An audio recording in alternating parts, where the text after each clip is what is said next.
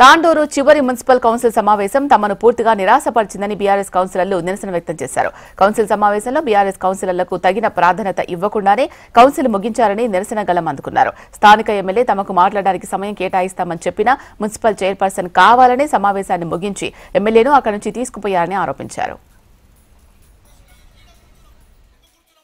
మళ్ళీ ఎమ్మెల్యే గారికి అంత ప్రెషర్ ఏమున్నది?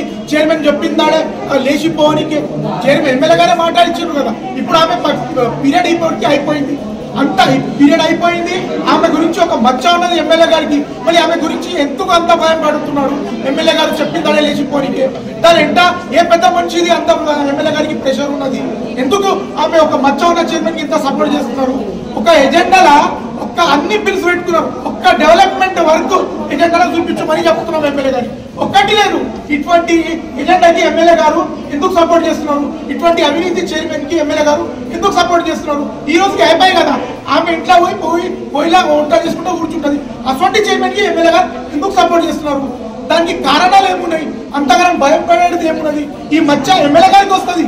ఆమె అయితే నెక్స్ట్ నిలబడది, గెలవది. ఒకవేళ నిలబడితే కూడా ఒక్క ఓటు పడదు. అసొంటి చైర్మన్ కి ఈ ఎమ్మెల్యే ఎందుకు సపోర్ట్ చేస్తున్నారు? మేము అవుట్ ఆఫ్ థ్యాంక్స్ 1 మినిట్ ఇయనికే అంతగానం ఎందుకు